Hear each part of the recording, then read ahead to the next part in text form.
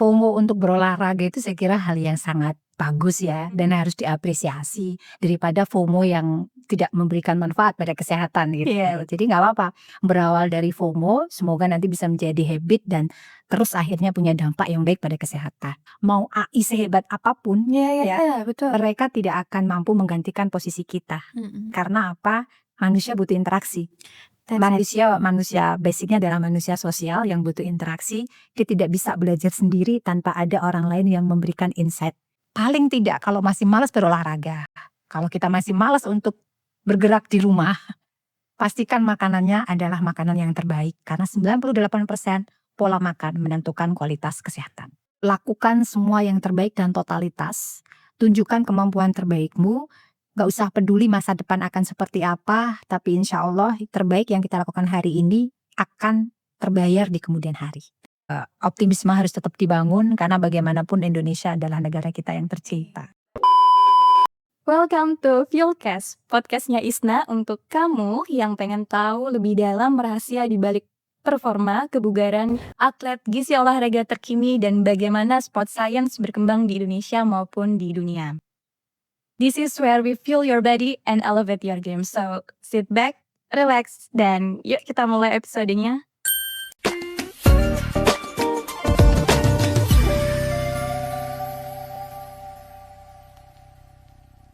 Halo Sobat Fuelcast, selamat datang di episode perdana Fuelcast by Isna.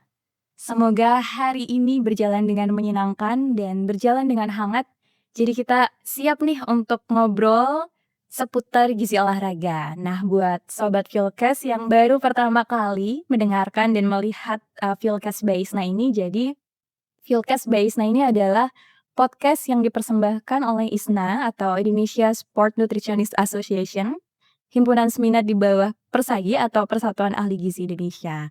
Nah, Fuelcast by Isna ini menjadi wadah di mana kita bisa berdiskusi, ngobrol seputar dengan gizi olahraga, praktiknya di lapangan, isu-isu terbaru, dan tentunya langsung bisa diterapkan oleh masyarakat secara umum, praktisi maupun atlet. Dan untuk membahas topik pada episode yang perdana ini, saya Figur Dinda, tidak sendiri tentunya, ditemani oleh narasumber yang luar biasa. Beliau adalah Ibu Dr. Mirza Hapsari Sakti Titis Penggalih, SGZ Ardi MTH. Selamat datang Ibu. Halo, selamat datang. Senang sekali diundang di podcast ini. Iya Ibu, luar biasa sekali karena episode yang perdana ini kita bisa ditemani langsung oleh Ibu Mirza selaku Isna 1 ya Bu ya? Insya Allah. Empunya Isna. Jadi Sobat Fuelcast, Ibu Mirza ini beliau adalah Kepala Program Studi Profesi Dietitian di FKKM KUGM ya Bu ya. Kemudian beliau selain menjabat sebagai Ketua PP ISNA juga aktif di pengurus KONI Pusat di bidang Sport Science. Kemudian sebagai tim ahli ya Bu di Deputi 3 Bidang Peningkatan Prestasi Olahraga Kemenpora RI. Serta sebagai Sport Dietitian di Sport Nutritionist Consulting dan Jogja Sport Clinic. Bu Mirza nih, saya manggilnya Ibu Mirza nggak apa-apa ya? Ibu aja. Ibu, kalau kita lihat ya di tahun-tahun belakangan ini gitu, tren olahraga itu kan rasanya semakin dekat dengan kita.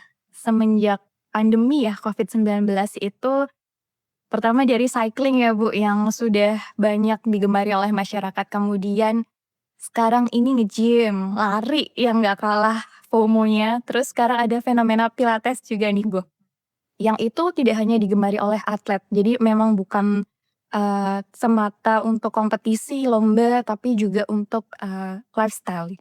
Kalau menurut pandangannya Ibu Mirza, bagaimana Ibu melihat fenomena kebugaran saat ini di dunia olahraga saat ini dan gaya hidup saat ini di masyarakat kita Bu?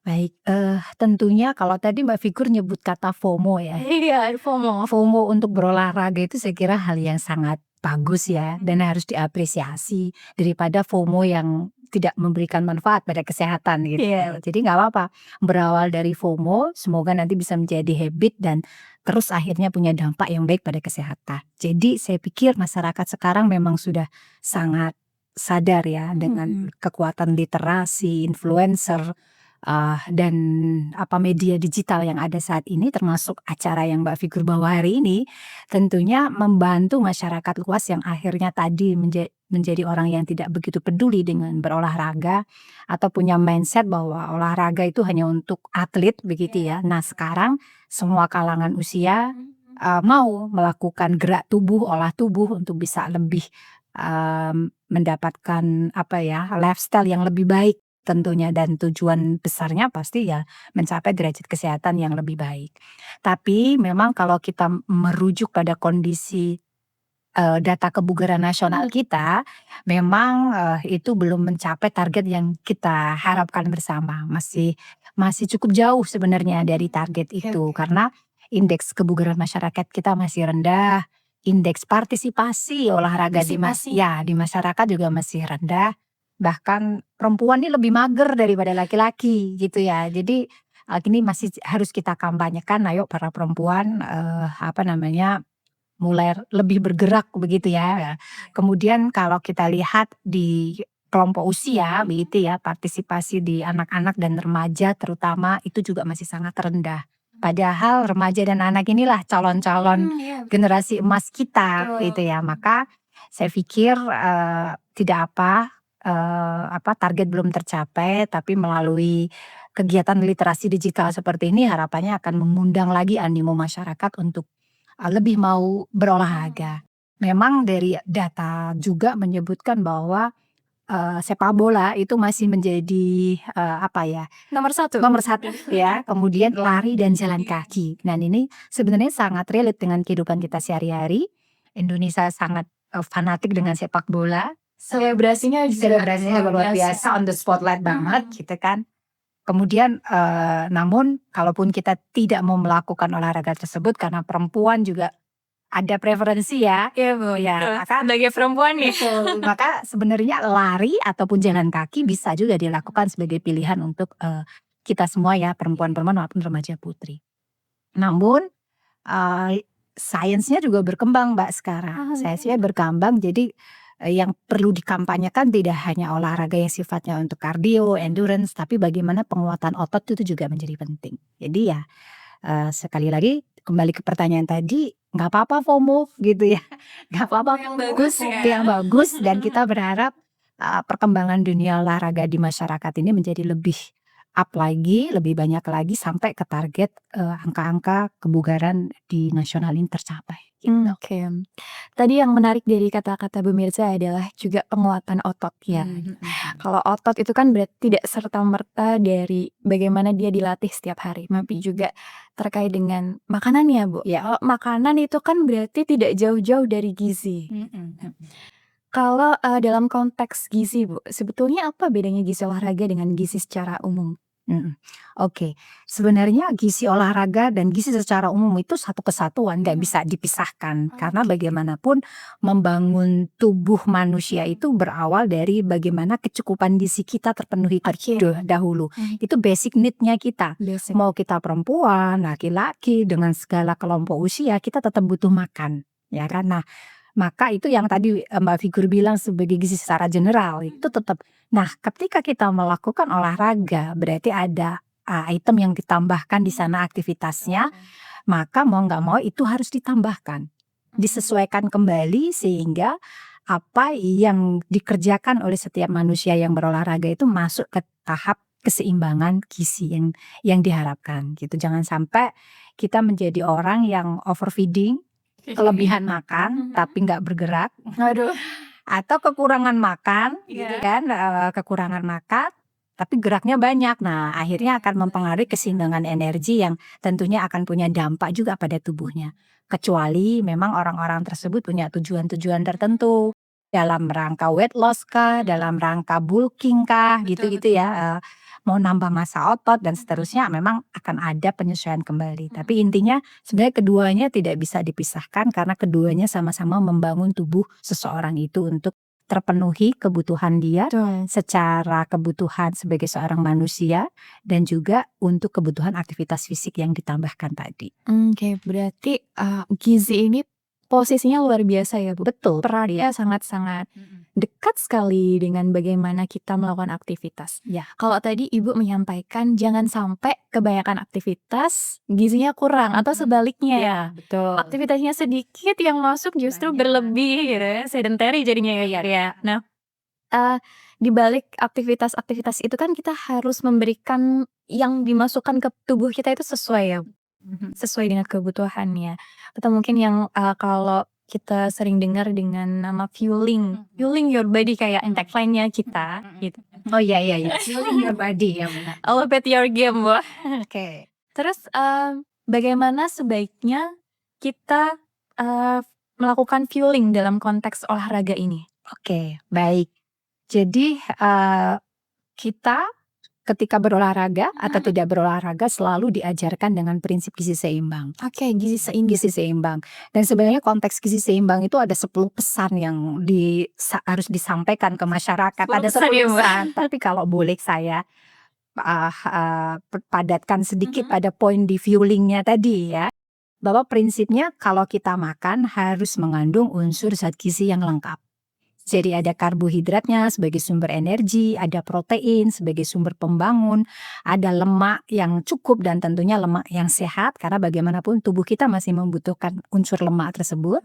Kemudian ada vitamin dan mineral yang ini sumbernya paling banyak ada dari buah dan sayur. Oke. Nah, dan tentunya cukup cairan. Ya, cairan nanti ini juga menunjang ke status hidrasi seorang atlet tersebut atau seseorang yang berolahraga. Nah, selama prinsip ini terpenuhi dalam memberikan makanan kepada seseorang sehari-hari, nah maka ya paling tidak syarat pertama aman nih gitu. Oke, Ya. selamat tadi. Tapi kita harus lihat syarat kedua. Apa tuh? Berarti porsinya sudah pas atau belum? Semua ada. Semua ada, tapi ketika porsinya terlalu sedikit atau terlalu banyak, kembali tadi yang Mbak Figur bilang, efeknya menjadi obesitas atau bahkan malah underweight gitu. Nah, ini yang selain lengkap, kita harus melihat kecukupan porsi juga. Nah, kemudian PR kita yang ketiga nih ya, syarat yang ketiga adalah kualitas olahan dan kualitas dari bahan baku yang kita olah sebagai bahan makanan.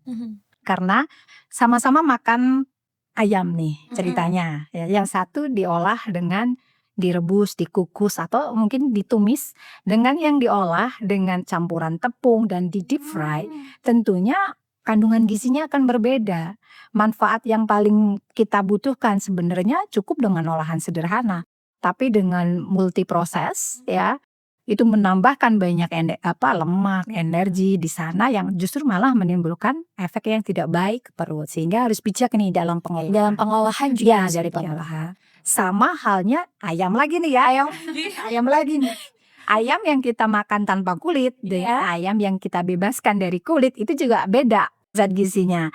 Nah, untuk mencapai satu derajat kesehatan yang baik, apalagi untuk menjaga tubuh dari cutting lemak yang berlebih, maka ya pilihannya yang ayam tanpa kulit tadi. Meskipun kulit itu enak sekali ya, gurih banget, ini damen, apalagi dibikin crispy gitu kan. Nah, iya itu. Jadi tetap ada 3 syarat tadi, zat gizinya terpenuhi, porsinya terpenuhi, pilihan bahan makan dan teknik pengolahannya juga harus benar. Gitu, itu fueling yang baik untuk tubuh seseorang, baik dirinya sedang berolahraga maupun tidak berolahraga.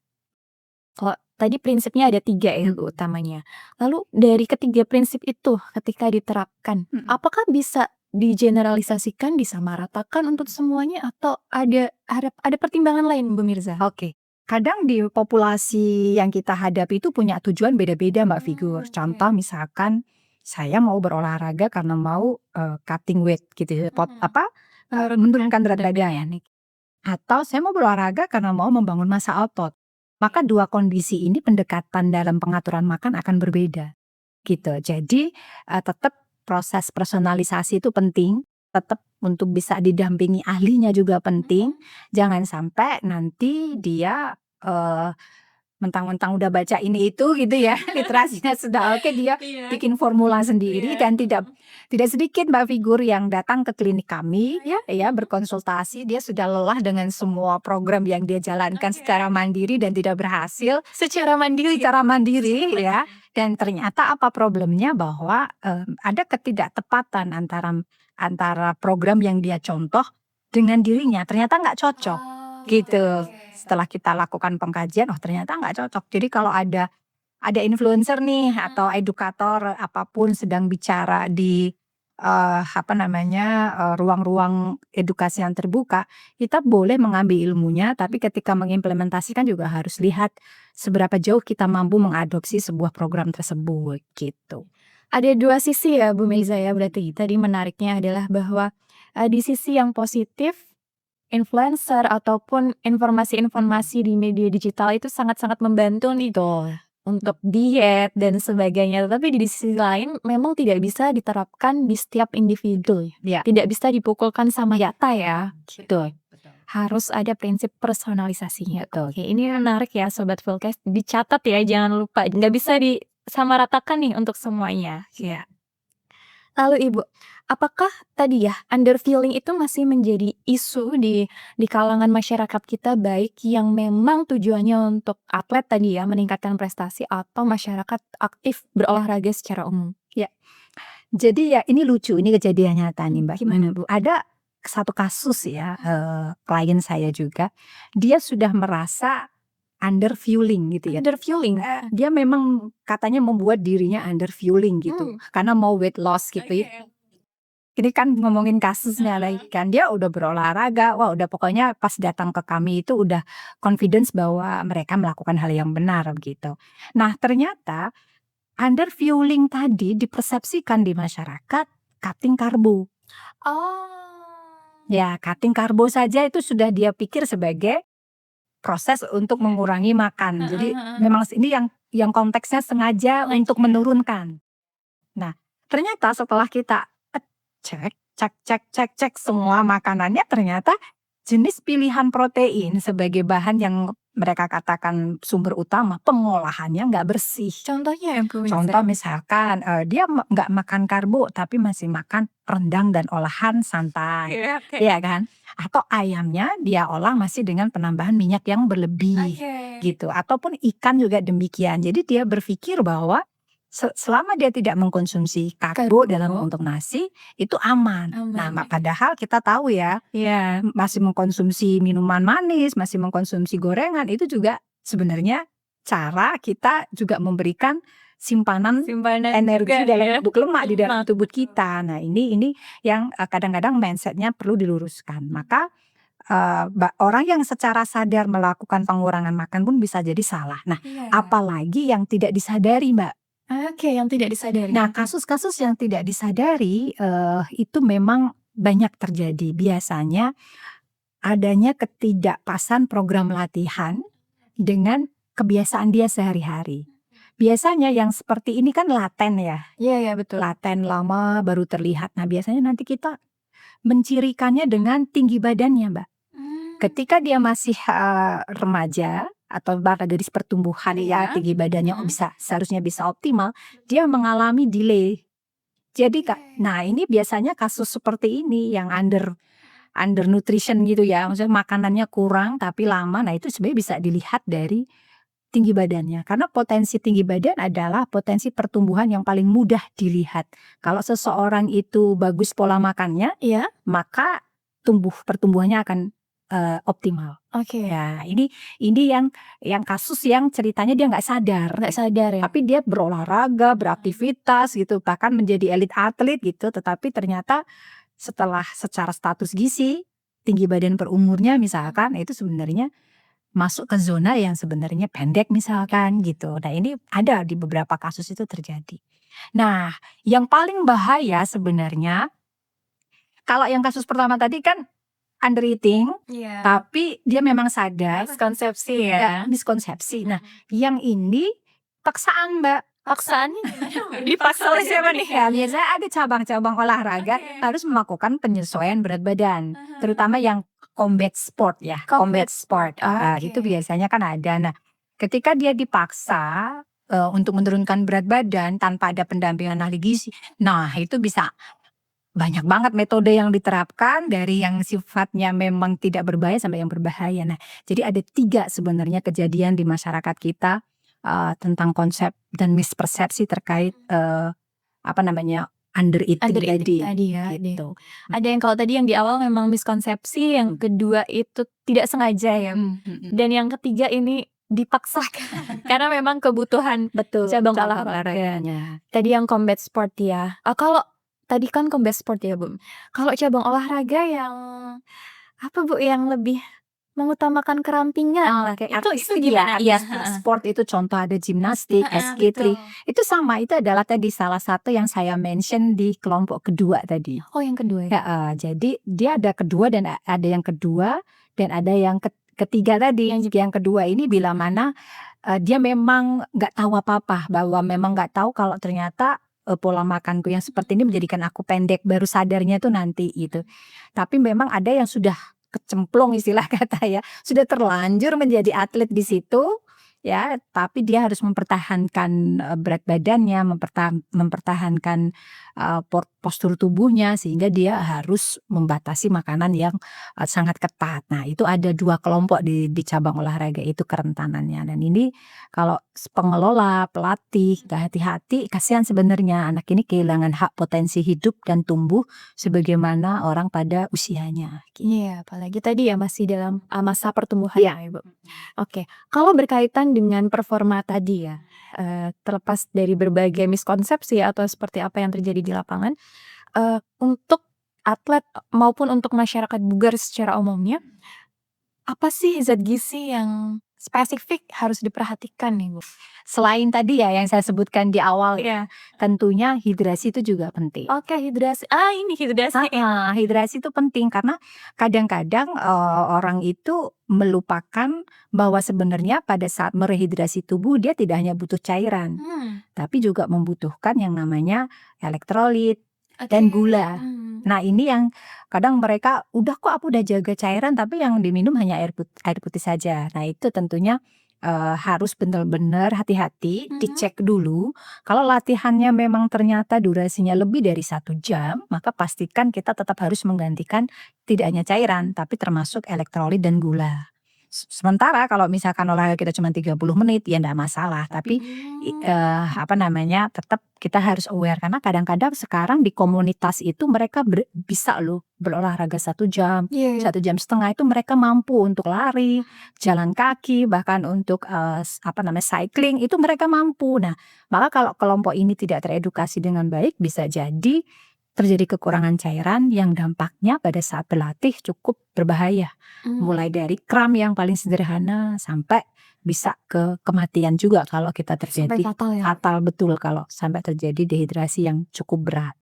Nah, kemudian setelah cairan, kemudian zat gizi yang lengkap tadi, yang tidak kalah penting adalah fase recovery-nya pada saat dia setelah berolahraga, atau kualitas tidurnya itu juga harus dijaga, karena mau atlet maupun tidak atlet itu betul-betul harus menjaga durasi tidur malamnya. Jangan sampai lepas jam 11 masih melek. Nah, itu kita kehilangan momen proses regenerasi tubuh kita. Nggak apa-apa, tinggalin aja semua di jam 11 itu, baru nanti kerjakan lagi di jam 2 pagi gitu ya. Nah, gitu malah nggak masalah, daripada kita memaksa melek sampai lebih dari jam 11. Itu kita sedang membuat kita tua lebih cepat. Kayak gitu. Iya kan, nah makanya lebih baik kita disiplin, tahu jam tidur kita. Jam 2 pagi kita boleh bangun karena itu sudah selesai fase regenerasinya. Gitu, jadi memang di Islam juga kita kan diajarkan jam 2 pagi bangun di sepertiga malam, sehingga sebenarnya Allah tuh sedang menata siklus kita gitu loh. Jadi istirahat, diregenerasi fisiknya, spiritualnya di-recharge lagi, subuh cas lagi kita beraktivitas gitu. Jadi kualitas tidur juga menjadi salah satu kunci untuk bisa mendapatkan performa dan efek dari recovery dan refuelingnya tadi bisa optimal, maksimal. Iya. Kalau tadi Bu, terkait dengan durasi jam tidur, sebaiknya berapa jam durasinya? 8 jam ya sebaiknya untuk orang dewasa. Untuk dewasa. Dan sebenarnya kalau anak-anak bisa lebih panjang, tetapi 8 jam itu cukup untuk membuat regenerasi. Jadi makanya kalau start tidur tuh jam 10 lah ya, sudah dapat deep sleep-nya, dan jam 11 sudah ya sampai jam 4, jam 5 itu sudah lebih dari cukup gitu. Ternyata tidur, kualitas tidur itu juga membantu tadi proses, recovery-nya dan refueling-nya tadi ya, Kak, ya? Oke. Kalau, asupan makanan tertentu, Bu, ada ndak yang harus kita perhatikan untuk mendukung tadi itu dari refueling, recovery, bahkan sampai ke quality sleep-nya? Oke. Jadi memang sebenarnya prinsip dalam memberikan makanan selain balance diet yang tadi kita singgung, itu ada 2 komponen lagi yang disebut dengan makanan olahraga dan suplemen. Nah, menarik kan ini biasanya Ini banyak banyak banget ditanya nih. kan. Nah, cuman memang, kita tetap harus, bijak dalam memilih makanan olahraga maupun suplemen. Salah satu contoh makanan olahraga yang sudah biasa mungkin publik mengkonsumsinya adalah sport drink. Ingat teman yang tadi saya sebut, yang ada kandungan gulanya, ada kandungan elektrolit. Nah, itu salah satunya makanan olahraga yang dalam bentuk minuman atau sport drink. Tapi memang masih ada beberapa bentuk lain yang bisa membantu. Contohnya ada sport bar, ada sport gel, ada liquid meal, dan ini pun masing-masing punya karakteristik yang cukup luas ya dan kompleks. Yang satu mungkin kita ada bar yang untuk karbohidrat, ada bar yang memang untuk protein ya. Kemudian liquid meal juga demikian, ada yang memang formulasinya lengkap, ada yang memang formulasinya hanya isi protein saja. Nah, ini juga kadang-kadang menjadi pilihan gitu. Nah, ngomongin suplemen tadi, ini memang banyak ya, luas sekali suplemen yang beredar di masyarakat. Ada suplemen multivitamin dan kemudian ada yang yang memang berdiri sendiri-sendiri gitu ya. Magnesium pun ada berbagai jenis gitu kan.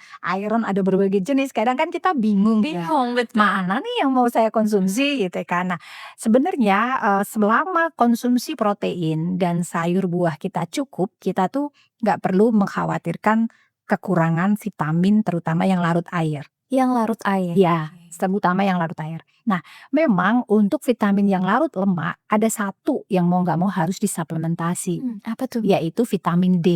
Vitamin D? Iya, kenapa? Ya karena memang hasil survei menunjukkan rata-rata penduduk di Indonesia itu meskipun kita tinggal di negara tropis, tapi serum vitamin D kita itu rendah. Kenapa ya, Bu, ya? Kenapa? Karena sumber makanan kita sehari-hari bukanlah sumber yang tinggi vitamin D. Memang iya ada vitamin D-nya, tapi jumlahnya tidak mencukupi untuk kebutuhan tubuh kita. Nah, sementara kalau di luar negeri, itu fortifikasi vitamin D terhadap semua bahan pokok mereka ada. Mulai dari pasta mereka, susu mereka, produk susu dan olahannya, itu semua terfortifikasi. Bahkan makanan pokok sudah Betul. difortifikasi ya? Ya, di Indonesia nggak ada opsi itu.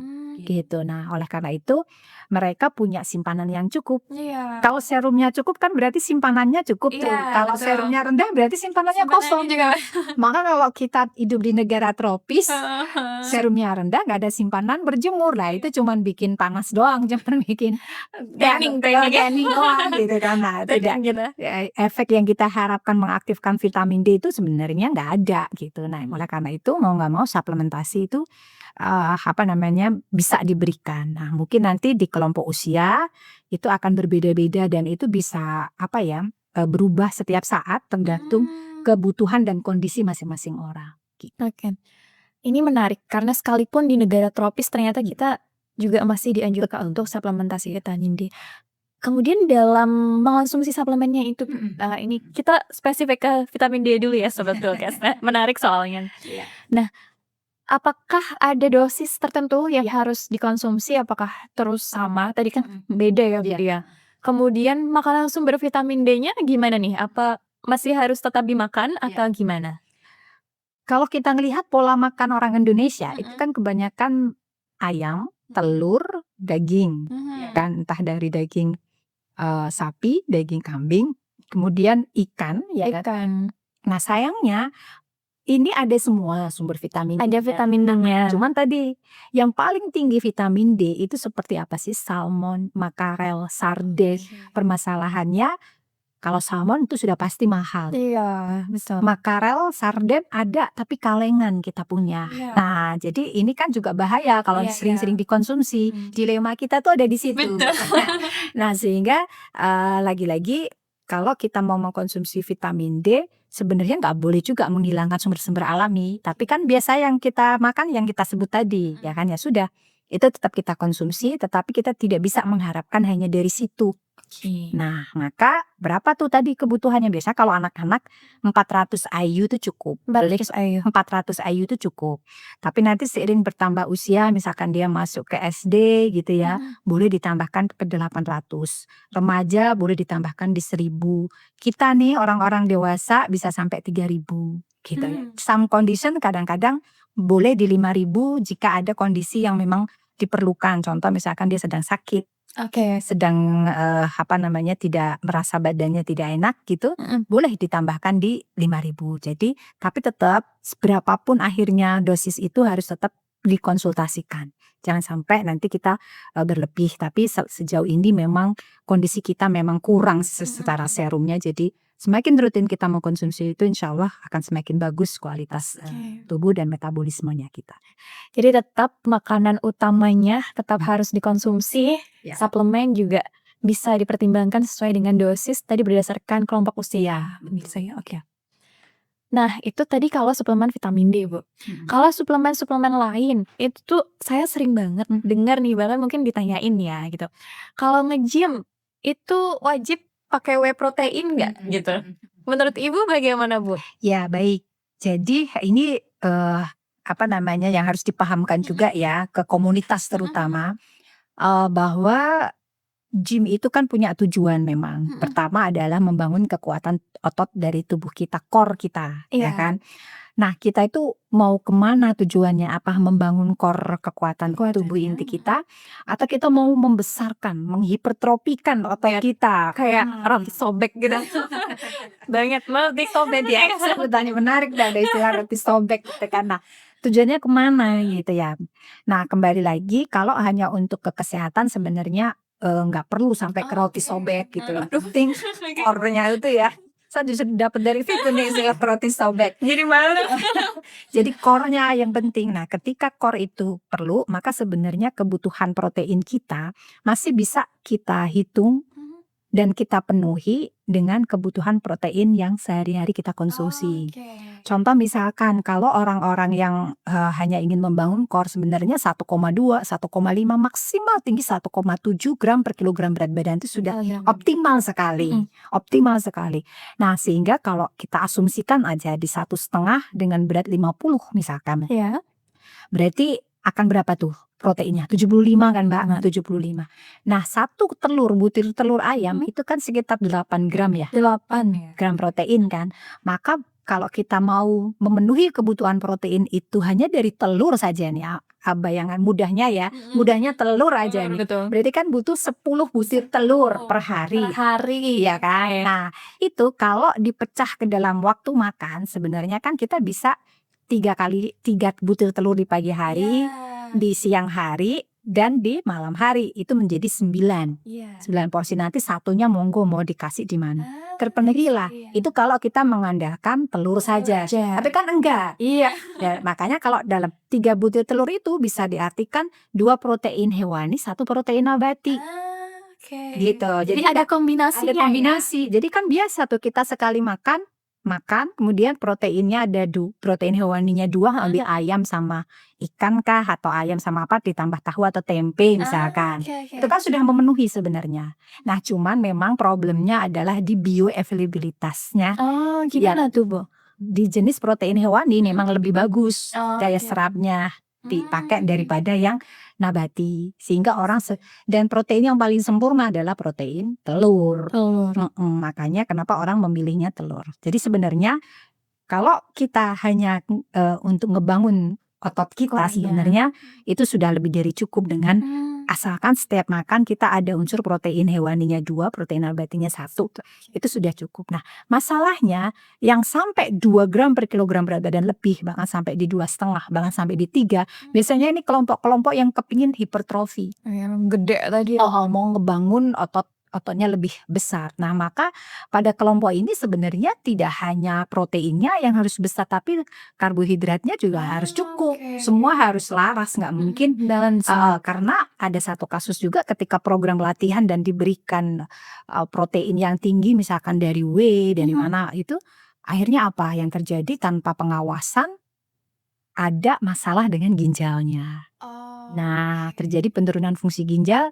Ingat bahwa ginjal itu nggak reversible, ya kan? Dia irreversible. Begitu dia sudah turun fungsinya, dia nggak akan bisa kembali normal lagi kecuali mempertahankan di level itu. Nah, maka ini yang harus hati-hati bagi teman-teman yang nge-gym, mengkonsumsi high protein cukup tinggi, ya, entah lewat makanan ataupun lewat tambahan suplemen whey protein atau BCAA atau apapun, pastikan harus mengontrol kualitas ginjalnya secara rutin, gitu, supaya memastikan balance antara protein yang masuk ke dalam tubuhnya dengan program latihan yang dikerjakan, utamanya untuk nge-pooling protein di dalam ototnya, gitu. Oke, menarik dan ternyata kompleks ya Ibu. Untuk memastikan apa yang masuk ke badan kita itu sesuai dengan apa yang kita butuhkan ternyata kompleks sekali. Kemudian ada nggak sih Bu tipsnya? Kan tadi harus sampai ngitung kebutuhan protein aja sampai sekian gram gitu kan. Ada nggak Bu? Mungkin apa ya cara cepatnya atau memang harus didampingi? Ini sih harus didampingi ya, apalagi harus sudah kebutuhan dianya sendiri sudah mau sekompleks itu. Mau nggak mau jangan mengandalkan kemampuan diri sendiri, harus ada bantuan tenaga ahli yang mendampingi supaya tadi dia mendapat, jangan sampai terlambat karena saya ada kasus juga datang di saya sudah turun kualitas ginjalnya dikarenakan dia mempraktekkan itu tadi, baca sana sini kalau mau ngebesarin otot makan kreatin loh. Waduh. Kalau mau ngebesarin otot harus makan whey protein loh, harus makan ini, itu akhirnya dia menakar kebutuhannya sendiri dan akhirnya divonis ginjalnya itu yang kita justru jangan sampai. Maka sejak awal pastikan didampingi dengan pakarnya gitu.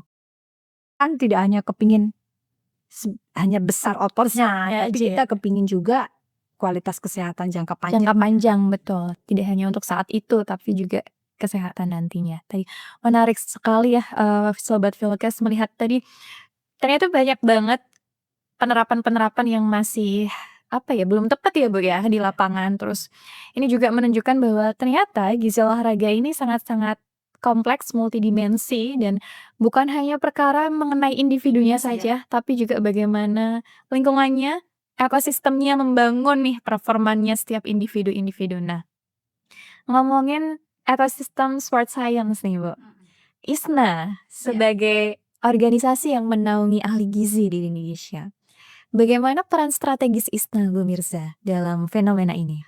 Oke, ngomongin strategis itu kan bayangan kita di level kebijakan.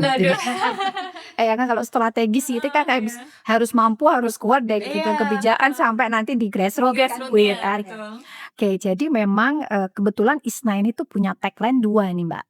Membawa misi 2, yaitu masyarakat bugar, atlet berprestasi. Nah, tentunya 2 misi ini melibatkan satu komunitas yang nggak mudah. Masyarakat bugar tuh populasinya cukup besar, umum ya. sedangkan atlet berprestasi ini populasi sedikit, spesifik, tapi challenge-nya besar gitu. Karena kan membawa nama negara ya hal udah kayak gini kan. Jadi gimana gizi bisa mengambil peran di situ. Nah, secara kebijakan sebenarnya peran gizi sebagai bagian dari sport science itu sudah cukup kuat. Tapi memang yang masih banyak tantangan tuh di implementasinya. Kebetulan 2 tagline ISNA ini sangat beririsan dengan indikator kementerian ya. Baik di Kementerian Kesehatan, mereka juga punya indeks kebugaran masyarakat ya kan. Dan di Kementerian Pemuda dan Olahraga. Nah, mereka punya deputi-deputinya juga nih 2 kementerian yang punya misi yang sama dengan ISNA. Nah, tentunya dalam konteks kebijakannya sudah kuat. Nah, sekarang ini PR kita bagaimana peran ISNA dalam meningkatkan masyarakat bugar, atlet berprestasi. Nah, tentunya kolaborasi ISNA untuk kelompok atlet berprestasi ini sudah cukup kuat ya dengan KONI ya, dengan Kemenpora. Nah, sehingga kembali lagi memperkuat kebijakan mereka sampai di level grassroots. Dan kebetulan nanti ISNA juga akan bersama PSSI dalam 1 tahun ini memberikan edukasi untuk SSB se-Indonesia. berkaitan dengan namanya PSSI Classroom lah, nanti akan ada program itu. Ini itu juga upaya ISNA untuk mendampingi calon atlet-atlet Indonesia ke depan ini bisa lebih melek dengan gizi, lebih sadar dengan gizi sejak kecil gitu ya. Nah, sementara di kebugaran masyarakat dalam rangka juga bisnisnya juga luar biasa ya sekarang berkembang. Kami juga berkolaborasi bersama dengan Asosiasi Pelatih Kebugaran Indonesia, di mana mereka lah yang garda terdepan megang semua orang yang kepingin bugar tadi gitu kan ya.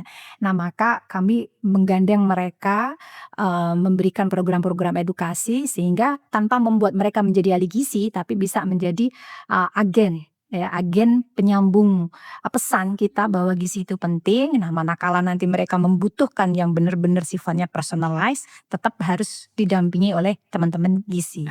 Nah, itu yang kita kerjakan secara kelembagaan.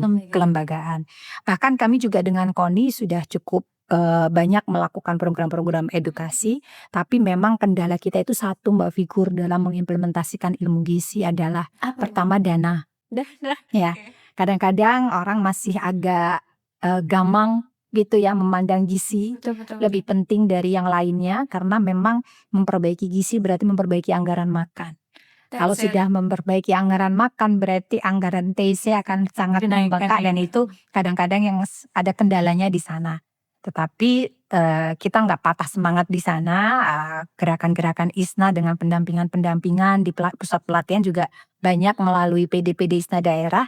Ya, harapannya tadi benar-benar bisa membersamain Indonesia ini di 2045 menjadi negara yang tadi Indonesia emas betulan. Masyarakatnya bugar, atletnya prestasinya juga menjadi lebih baik, meskipun kadang-kadang kondisi di Indonesia memang sering nggak stabil ya, naik turun segalanya. Tapi saya kira optimisme harus tetap dibangun, karena bagaimanapun Indonesia adalah negara kita yang tercinta.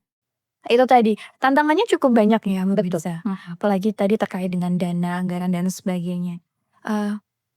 Bu Mirza sebagai praktisi, sebagai peneliti, sebagai pengajar, bagaimana melihat masa depan gizi di Indonesia ini? Oke. Sebenarnya luar biasa loh.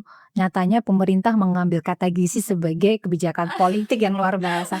Ya betul kan? Berarti artinya positioning kita tuh kuat. Cuman masalahnya apakah nanti ini akan menjadi politik atau memang program berkelanjutan, kita kan nggak ngerti. Cuman dari situ itu kita tahu bahwa posisi ilmu gizi itu cukup kuat di Indonesia dan di masyarakat. Yang kedua, selain di faktor yang kita hadapi sekarang, manusia itu butuh makan. Betul. Dan ada kalimat yang mengatakan bahwa makanan itu obat. Maka kalau kita mau sehat, ya makanannya harus sehat, gitu kan? Bisa makanan itu bisa menjadi obat juga kalau kita mengalami masalah kesehatan lainnya. Itu biasanya hubungannya juga dengan makanan. Nah, oleh karena itu, saking hebatnya makanan ini dan saking menjadi bagian keseharian seseorang, itu sering dilupakan. Ya, jadi tantangannya tuh di situ. Justru di situ. Sebenarnya mereka tahu dia butuh makan, tapi karena saking menjadi bagian hidup mereka sehari-hari, sering diabaikan bahwa aku harus makan yang baik. Nah, maka termasuk di bidang gizi olahraga sama. Kita selalu ngadepin atlet-atlet yang tadi masih belum pas makannya. Kita masih menghadapi para aktivis kebugaran masyarakat juga masih salah. Jadi ya mau nggak mau ke depan positioning kita cukup kuat, kebutuhan masyarakat akan terus ada dan akan terus butuh kita. Demand-nya kayaknya meningkat ya, We. Akan terus butuh kita, karena itu sebenarnya kan sandang, pangan, papan itu kan kebutuhan pokok. Betul. Nah, ketika makanan itu menjadi kebutuhan pokok, tapi mungkin masyarakat literasi kesadaran hubungannya dengan kesehatan belum, nggak apa-apa. Suatu saat ketika mereka melek ketemu titiknya loh, ya akhirnya terbuka. Suatu saat mereka akan pasti mencari kita untuk bisa membantu, karena mau AI sehebat apapun betul. mereka tidak akan mampu menggantikan posisi kita. Karena apa? manusia butuh interaksi. Manusia basicnya adalah manusia sosial yang butuh interaksi. Dia tidak bisa belajar sendiri tanpa ada orang lain yang memberikan insight. Itu sifat dasar manusia. Jadi nggak usah khawatir posisi ahli gizi akan tergantikan dengan AI atau tidak. Sesi optimis. Optimis ya, Mbak ya. Tetap mereka nyari kita. Apalagi tadi kita masuk ke dalam kebutuhan dasar manusia, sandang, Yes. pangan, dan papan. Nah sekarang pesan ibu nih sebelum penutupan ya. Pesan ibu nih pertama untuk atlet, kemudian untuk pelaku kebugaran, masyarakat aktif gitu, dan untuk calon ahli gizi dan ahli gizinya sendiri Bu. Banyak ya. Banyak ya. request-nya. Oke, singkat-singkat aja ya untuk para atlet. Kami hadir untuk membuat prestasimu menjadi lebih panjang. Oke. Dan kami hadir untuk membuat usiamu menjadi seorang atlet lebih panjang. Oke. Itu yang pertama. Yang kedua, kalau untuk masyarakat umum, kami hadir untuk membuat kalian bugar dan sehat serta panjang umur. Sehat nggak panjang umur banyak loh. Iya. Jangan salah.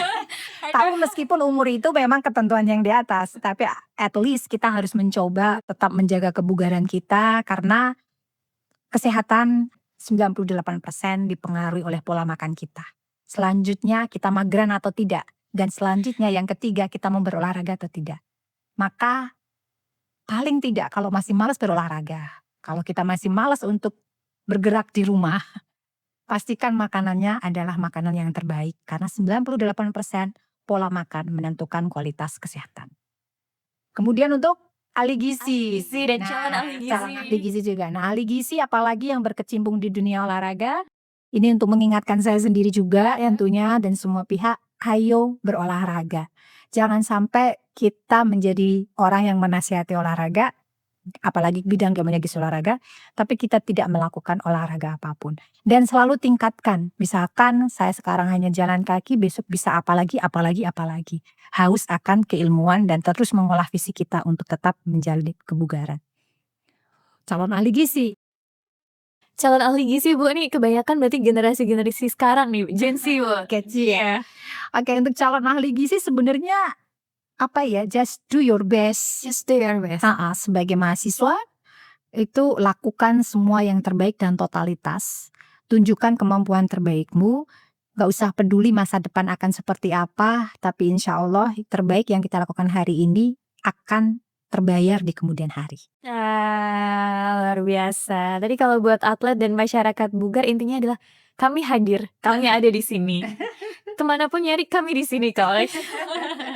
Kalau buat ahli gizi dan calon ahli gizi, pokoknya intinya lakukan yang terbaik, apapun insya Allah masa depannya cerah dan gemilang ya Bu Mirza. Amin, luar biasa. Terima kasih banyak Bu Mirza atas insight yang luar biasa. Terima kasih juga untuk Sobat Fieldcast yang ada di rumah dimanapun kalian berada. Semoga episode kali ini bisa menambahkan perspektif baru seputar gizi olahraga, bagaimana tadi fuelingnya yang harus sesuai dengan kebutuhan Sobat Fieldcast, kemudian harus kemana sih kalau mau memenuhi kebutuhan kita, mencari tahu lebih dalam tentang apa yang dibutuhkan oleh tubuh kita ketika berolahraga, carinya kita nih ahli gizi gitu kan. Kalau Sobat Fieldcast suka atau mungkin ada informasi atau topik-topik spesifik yang ingin dibahas, didiskusikan lebih lanjut, diobrolin nih, boleh banget komen nanti di YouTube kami. Jangan lupa like juga dan share ke teman-teman semuanya supaya keilmuan kita semakin bertambah, literasinya semakin meningkat, masyarakat semakin bugar dan atletnya semakin berprestasi. Sampai bertemu di episode selanjutnya. Feel your body, elevate your game. Bye-bye semuanya.